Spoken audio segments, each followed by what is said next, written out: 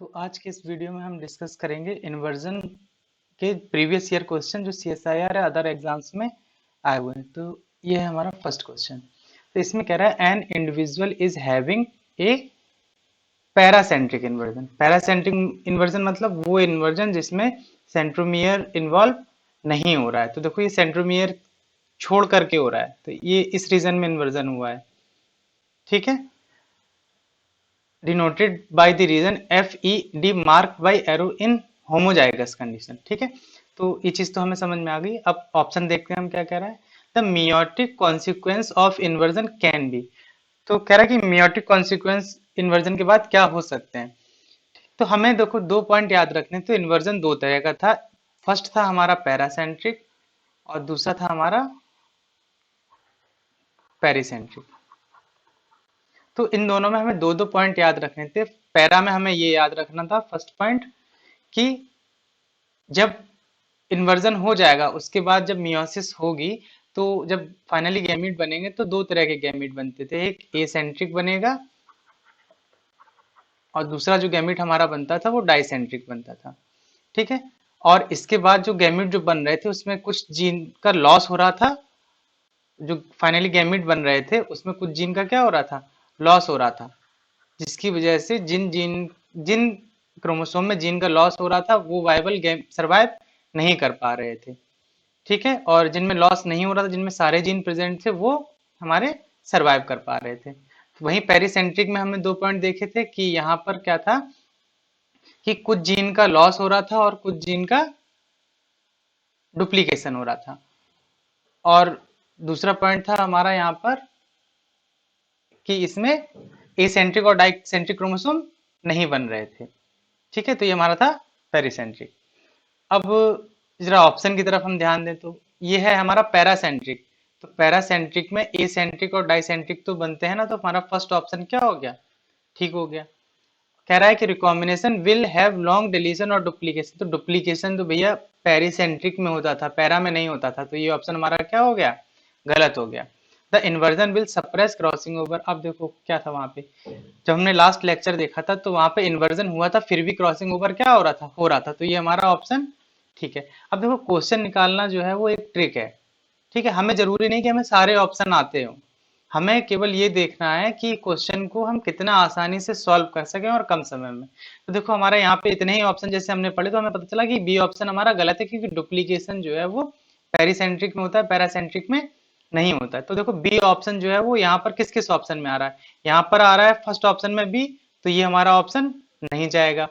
Second में आ रहा है बी, तो ये हमारा ऑप्शन नहीं जाएगा। थर्ड में हमारा बी आ रहा है तो ये भी हमारा ऑप्शन नहीं जाएगा। बचा केवल कौन, ओनली डी। तो हो सकता है कि हमारा सही ऑप्शन क्या हो, यही हो, लेकिन हमें एक बार फिर भी इसे कंफर्म करना होगा। तो देखो क्या कह रहा है फोर्थ ऑप्शन में, all gamete will have complete genome. कह रहा है वो गैमीट जिनमें कंप्लीट जीनोम होगा वो सरवाइव करेंगे नॉर्मली।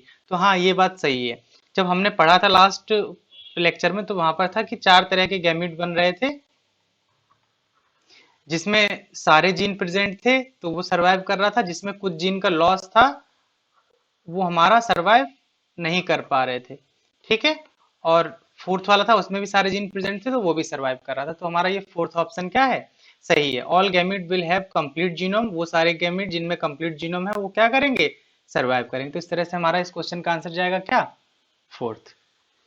अगला जो क्वेश्चन है हमारा वो भी पैरासेंट्रिक और पेरिसेंट्रिक इन्वर्जन से ही रिलेटेड रखता है। अब हमें एक चीज याद रखनी है, जैसे आप जब इस लेक्चर को देखेंगे तो आपको क्या करना है, पहले वीडियो को पॉज करना है, क्वेश्चन सॉल्व करना है, उसके बाद में आपको आंसर मैच कराना है कि आप कहाँ पर गलती कर रहे हैं। तो क्वेश्चन कह रहा है कि following the picture of an inversion heterozygous undergoes a single crossing over. ठीक है, तो ये हमारा डायग्राम दे दिया, ये क्रॉसिंग ओवर में जा रहा है, यहाँ पर क्रॉसिंग ओवर इसमें हो रहा है। अब हम देखेंगे पहले कि ये पैरासेंट्रिक है या पेरिसेंट्रिक है। तो देखो इन्वर्जन तो हुआ है, तो हमारा जो सीक्वेंस बना है इन्वर्जन के बाद ए बी और यहाँ पर है जी एफ ई। तो A B ji F E, ई के बाद फिर सेंट्रोमियर है, फिर हमारा है डी और सी एच आई। तो देखो यहाँ पर इन्वर्जन जो हमारा दूसरा क्रोमोसोम है उसमें देखें हम क्या है सीक्वेंस, तो ए बी सी डी, फिर सेंट्रोमियर है, फिर ई एफ जी एच आई। तो देखो जो हमारा इन्वर्जन है वो सी डी और इतने रीजन में हो रहा है, ठीक है। तो यानी कि इसमें सेंट्रोमियर तो इन्वॉल्व है भैया। तो ये हमारा जो क्वेश्चन है वो कहाँ से आ गया, पेरिसेंट्रिक इन्वर्जन इन्वर्जन से हो गया, क्योंकि यहाँ पे सेंट्रोमियर क्या हो रहा है, इन्वॉल्व हो रहा है। ठीक है, अब हम इसके ऑप्शन की तरफ जाते हैं। तो the following statement are given two, but अभी देखो हमने एक बात क्लियर कर ली कि ये पेरिसेंट्रिक इन्वर्जन का। अब हमें वही 2 पॉइंट याद रखने हैं कि यहाँ पर एसेंट्रिक और डाइसेंट्रिक क्रोमोसोम नहीं बनेंगे और कुछ जीन का लॉस होगा और कुछ जीन क्या होंगे, डुप्लीकेट हो जाएंगे। ठीक है, ये बात अब ध्यान में रखते हुए आगे बढ़ेंगे। The consequences at the end of meiosis की रिजल्ट क्या हो सकते हैं, the resultant two chromosome will have deletion and duplication. तो पहला पॉइंट हमारा सही है, क्योंकि कुछ जीन का डिलीशन हो रहा था और कुछ जीन का डुप्लीकेशन हो रहा था। जो 4 गैमीट बन रहे थे लास्ट लेक्चर में, उसमें कुछ जीन का डिलीशन हो रहा था और कुछ जीन का डुप्लीकेशन हो रहा था। A dicentric and acentric chromosome will be formed, तो ये ऑप्शन हमारा क्या हो गया, गलत हो गया, क्योंकि पेरिसेंट्रिक में एसेंट्रिक और डाइसेंट्रिक नहीं बनते हैं। The inversion does not allow crossing over to occur. So even if a crossing over is initiated, it will fail to occur. तो क्रॉसिंग ओवर पर कोई फर्क नहीं पड़ रहा था, क्रॉसिंग ओवर तो देखो कर ही ले रहा था। देखो यहाँ पर भी क्रॉसिंग ओवर हो ही जा रहा है, तो क्रॉसिंग ओवर पर कोई फर्क नहीं पड़ रहा है इन्वर्जन होने से। तो सी ऑप्शन हमारा क्या हो गया, गलत हो गया। The crossing over is considered suppressed by inversion as the acentric will not segregate normally। तो वहां नॉर्मली सेग्रीगेट हो जा रहे थे, बस क्या हो रहा था कि कुछ जीन लॉस हो जा रहे थे एसेंट्रिक और डाइसेंट्रिक वाले में, यानी कि पैरासेंट्रिक में। तो ये ऑप्शन भी हमारा क्या हो गया, ये कह रहा है कि सप्रेस्ड बाय इन्वर्जन, सप्रेशन नहीं हो रहा था, वो अपना काम नॉर्मली कर पा रहा था। तो डी ऑप्शन भी हमारा क्या हो गया, गलत हो गया। All the gamete form with cross over chromatid at the end of meiosis will be non viable as they carry large deletion और डुप्लीकेशन। तो कह रहा है कि वो सारे गैमीट जो क्रॉसिंग ओवर के बाद बन रहे हैं, ठीक है, उनमें क्या हो रहा है कि वो गैमीट नॉन वायबल होंगे जिनमें लार्ज डिलीशन या डुप्लीकेशन हो रहा होगा। तो ये भी हमारा ऑप्शन सही है, क्योंकि क्या होगा कि वो गैमीट्स जिसमें या तो कुछ जीन डिलीट हो रहे होंगे या कुछ जीन का डुप्लीकेशन हो रहा होगा, वो सरवाइव नहीं कर पाएंगे। ठीक है, जो फोर्थ लास्ट ऑप्शन है हमारा वो है the gamete having non crossing over parental chromatid will survive. अब देखो जैसे ये हमारा स्ट्रक्चर था, तो इसमें जो ये सबसे ऊपर वाला है इसमें कोई क्रॉसिंग ओवर नहीं हुआ है, तो ये हमारा पेरेंटल गैमीट है। और जो ये इस वाले में जो ये जहाँ पे क्रॉसिंग ओवर है उसको छोड़ करके जो ये दूसरा है, इसमें भी कोई क्रॉसिंग ओवर नहीं हुआ है, तो ये भी हमारा कैसा है, पेरेंटल है। तो पेरेंटल गैमीट में ना तो कोई डिलीशन होता है ना ही कोई डुप्लीकेशन होता है, इस वजह से पेरेंटल गैमीट जो है वो सरवाइव करते हैं। देखो ये हमने सारे ऑप्शन डिस्कस कर लिया। अब क्वेश्चन हम कैसे निकाल सकते थे, तो हमने देखा कि जैसे यहाँ पर एसेंट्रिक और डाइसेंट्रिक बन रहा है ना, तो ये हमारा पेरिसेंट्रिक का नहीं है, किसका ऑप्शन हो गया, पैरासेंट्रिक का। तो बी ऑप्शन हमारा गलत है। अब यहाँ पर ऑप्शन में जाकर के हमें देखना कि बी किस किस ऑप्शन में आ रहा है, तो बी हमारा फर्स्ट में आ रहा था और बी हमारा थर्ड में आ रहा था, तो ये दोनों ऑप्शन तो नहीं होंगे। अब हमारा 50-50 हो गया, तो या तो बी होगा या तो बी होगा या फिर क्या होगा, डी होगा। अब हम अगला जैसे ऑप्शन देखेंगे तो inversion does not allow crossing over to occur, so even if a crossing over initiated it fail to occur। तो कह रहा है कि इसमें क्रॉसिंग ओवर अलाउ नहीं करता, अगर हो भी गया क्रॉसिंग ओवर तो फेल हो जाएगा। तो ये ऑप्शन भी हमारा क्या है, गलत है। ठीक है, तो सी ऑप्शन हमारा क्या हो गया, गलत होगा। तो यानी कि हमारा बी ऑप्शन भी आउट हो गया। जो हमारा फाइनल ऑप्शन जो बचा है वो हमारा कौन सा होगा, ए ई और एफ। तो क्वेश्चन निकालना एक ट्रिक है, हमें वही सीखनी है, केवल कॉन्सेप्ट तो बहुत छोटे छोटे होते हैं, बस हम उनको कैसे अप्लाई कर पाए अपने क्वेश्चन में हमें ये जानना है। हम बढ़ेंगे अब अगले क्वेश्चन की तरफ। तो कह रहा है कि an individual is having an inversion in heterozygous condition, the region on normal chromosome are marked as A B C D E F G तक। नॉर्मल जो है वो A B C D E F G तक है, while the chromosome have inversion has the region A B E. तो यानी कि जो इन्वर्जन हुआ है वो यहाँ इस रीजन में हुआ है, ई ई डी सी एफ। अब इसका स्ट्रक्चर देख लें तब हम और क्लियर हो पाएंगे। तो ये देखो सेंट्रोमियर यहाँ है, बी और बी, सी और सी, तो ये इन्वर्जन जो है, इन्वर्जन लूप जो है वो, सेंट्रोमियर तो इन्वर्जन लूप में इन्वॉल्व नहीं है, तो ये हमारा किसका ऑप्शन हो गया, पैरासेंट्रिक का। ठीक है, तो अब जैसे ही पैरासेंट्रिक की बात आई तो हमारे दिमाग में क्या जाएगा कि डाइसेंट्रिक और एसेंट्रिक क्रोमोसोम तो बनना तय है। तो हम ऑप्शन की तरफ बढ़ेंगे, the following statement are given to describe the inversion and consequence of crossing over shown in above diagram. This is a pericentric, तो क्या जो इन्वर्जन हो रहा है वो सेंट्रोमियर इन्वॉल्व है उसमें, क्या बी सी की तरफ चला गया, सी बी की तरफ आ गया, नहीं, तो यहाँ पर जो सेंट्रोमियर है वो इन्वॉल्व नहीं है, तो ये पेरिसेंट्रिक नहीं है, तो ए ऑप्शन हमारा क्या हो गया, गलत हो गया। ये कैसा है, पैरासेंट्रिक है। तो देखो अब सीधे सीधे ऑप्शन पे जाओ, ए जिसमें है उसको गलत कर दो, तो ए इसमें है और ए इसमें, तो दो ऑप्शन तो हमारे कम हो गए। थर्ड ऑप्शन में हम देखेंगे, this will generate two monocentric recombinant chromosome following separation of chromosome after crossing over. तो कह रहा है this will generate two monocentric chromosome, तो मोनोसेंट्रिक दो बन रहे थे आफ्टर रिकॉम्बिनेशन, तो ये ऑप्शन भी क्या है, गलत है। जब रिकॉम्बिनेशन हो रहा था तो हमारे पास दो तरह का बन रहा था, एक बन रहा था डाइसेंट्रिक जिनमें रिकॉम्बिनेशन हो रहा था, और एक बन रहा था हमारा मोनोसेंट्रिक, एक बन रहा था डाइसेंट्रिक और एक बन रहा था मोनोसेंट्रिक। और यहाँ पर क्या बोल रहा है कि this will generate two monocentric recombinant, तो रिकॉम्बिनेंट हमारे दो बन रहे थे जिसमें एक डाइसेंट्रिक था और एक मोनोसेंट्रिक था, तो सी ऑप्शन भी हमारा क्या हो गया, गलत हो गया। ऑल द गैमीट दस formed will have deletion or duplication will be non viable। तो डी ऑप्शन जो है, डुप्लीकेशन की बात तो भाई पेरिसेंट्रिक में हो रही थी, ये है हमारा पैरासेंट्रिक, तो डुप्लीकेशन की यहाँ बात नहीं होगी, तो ये भी ऑप्शन हमारा क्या हो गया, गलत हो गया। 50% of gamete having recombinant chromatid will be non viable while 50% gamete having non recombinant chromatid will survive। देखो चाहे पैरी हो चाहे पैरा हो, दोनों में 50-50% क्या है, गैमीट सरवाइव होते थे और 50% गैमीट ही क्या होते थे, नॉन वायबल होते थे। तो यहाँ पर बोल रहा है 50% गैमीट रिकॉम्बिनेंट वाले वो क्या करेंगे, नॉन वायबल होंगे, और 50% गैमीट जो नॉन रिकॉम्बिनेंट है वो सरवाइव करेंगे, तो ये ऑप्शन हमारा क्या है, सही है। दिस इज ए पैरासेंट्रिक, तो हाँ ये पैरासेंट्रिक इन्वर्जन है, तो हमारा जो सही ऑप्शन है वो हमारा ई है और एफ है और बी है, तो बी ई एफ, तो हमारा सही आंसर क्या जाएगा, सी। तो इस तरह से हमने इस क्वेश्चन को भी सॉल्व करेंगे, बहुत आसान। अब हम बात करेंगे हमारे नेक्स्ट क्वेश्चन की। तो इसमें कह रहा है which of the following illustrations explain the correct pairing, correct pairing की बात की जा रही है, ठीक है।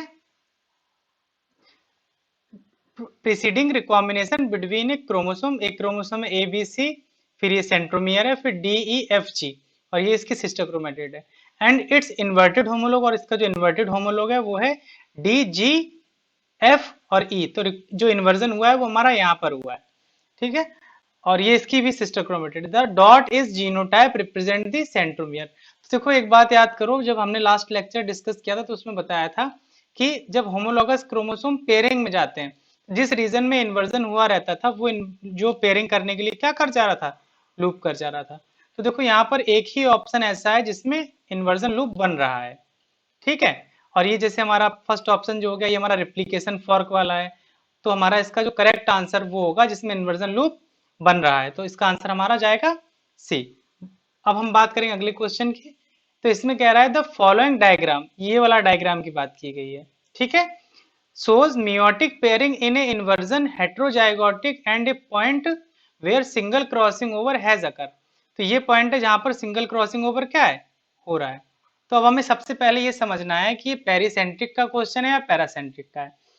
तो जो ये ऊपर वाला जो क्रोमोसोम बना हुआ है, तो इसका हमारा अगर जीन सीक्वेंस हम देखें तो ये हो गया ए, फिर है बी, फिर सी, फिर सेंट्रोमियर है, फिर है हमारा डी ई एफ और जी। अब यही हम दूसरे वाले को जो अगर देखेंगे तो ये इस तरफ से गया हुआ है और ऐसे घूम के इन्वर्जन लूप बना लिया। जैसे हमने लास्ट वाले क्वेश्चन को देखा, तो जब प्रॉपर पेयरिंग करनी होती है, तो जैसे ये लास्ट में था इस क्रोमोसोम को अगर हम सीधा करेंगे तो डी हमारा लास्ट में चला जाएगा, तो ये प्रॉपर पेयरिंग करने के लिए क्या करते हैं, इन्वर्जन लूप बना लेते हैं, ठीक है।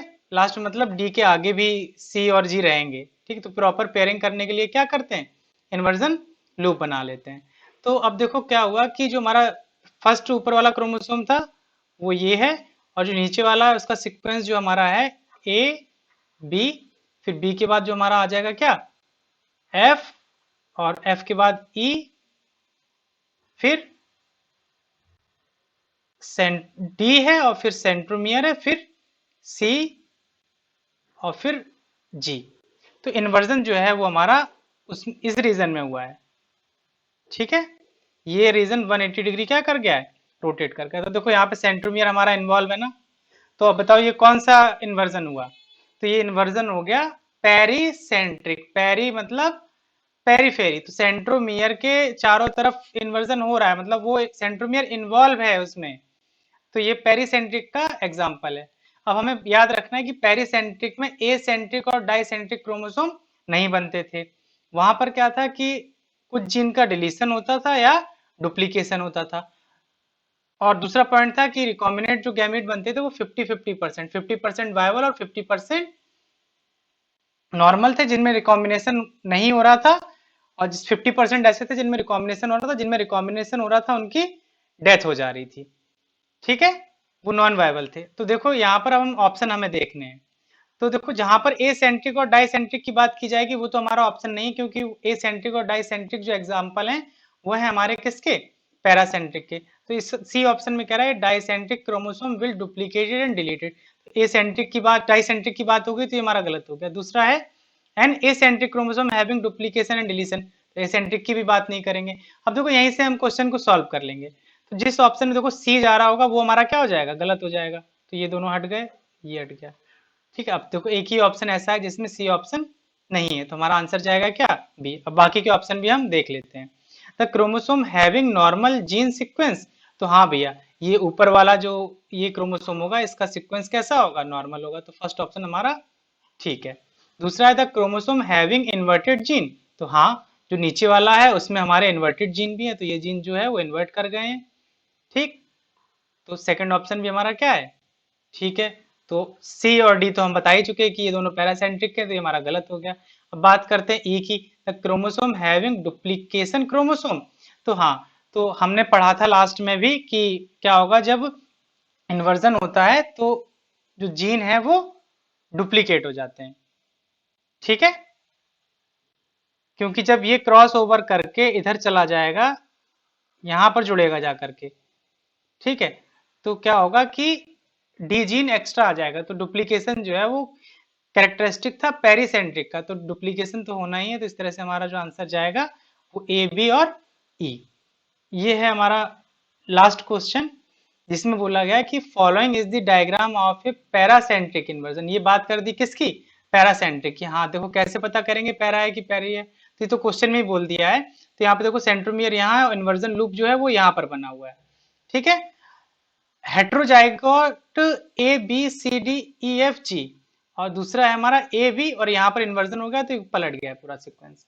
Involve in recombination during meiosis first. अब देखो हमें बात करनी है कि पैरासेंट्रिक का क्या कैरेक्टरिस्टिक था, तो ए सेंट्रिक और डाइसेंट्रिक क्रोमोसोम बनते हैं।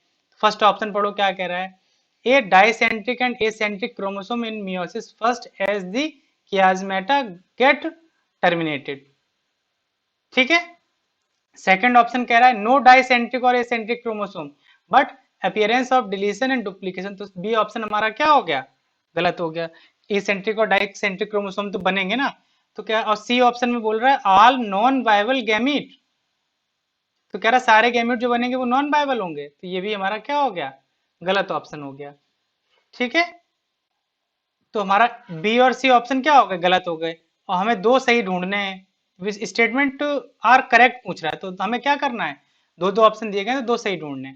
Non viable gamete form crossing over product, हाँ तो जिनमें रिकॉम्बिनेशन होता है तो उसमें कुछ जीन का डिलीशन हो रहा था, कुछ जीन का डुप्लीकेशन हो रहा था। क्रॉसिंग ओवर के बाद में जो प्रोडक्ट बनता है उसको रिकॉम्बिनेंट प्रोडक्ट बोलते हैं। तो 50-50% होता है, 50% रिकॉम्बिनेंट बनते हैं और 50% पेरेंटल बनते हैं। जो पेरेंटल होते हैं वो वायबल होते हैं, और जो रिकॉम्बिनेंट होते हैं वो डाई हो जाते हैं। तो नॉन वायबल गैमीट जो है क्रॉसिंग ओवर के बाद जो बनेंगे वो रिकॉम्बिनेंट है और वो नॉन वायबल रहेंगे। तो इस तरह से हमारा डी ऑप्शन क्या है, सही है। और एसेंट्रिक और डाइसेंट्रिक क्रोमोसोम बनते हैं हमारे, ये भी ऑप्शन हमारा क्या है, सही है। तो इसका आंसर जाएगा ए और डी। तो इसका ऑप्शन हमारा सी जो है वो एकदम करेक्ट है। तो ये हमने डिस्कस किए कि पेरिसेंट्रिक और पैरासेंट्रिक से किस तरह के क्वेश्चन आते हैं सीएसआईआर में। ठीक है, तो कुछ जरा से हमें केवल दो दो पॉइंट याद रखने, दो पेरिसेंट्रिक में, दो पैरासेंट्रिक में, दो पैरासेंट्रिक में। इस तरह से हम सीएसआईआर के 4 नंबर में जो पूछे गए हैं वो, और जो 2 नंबर में पूछे जाते हैं वो, तो इस तरह से हमारा इन्वर्जन में आने वाला जो क्वेश्चन है फ्यूचर में वो कभी गलत नहीं होगा। नेक्स्ट वीडियो में हम डिस्कस करेंगे ट्रांसलोकेशन, और ये पीडीएफ आप हमारे टेलीग्राम चैनल से डाउनलोड कर सकते हैं। धन्यवाद।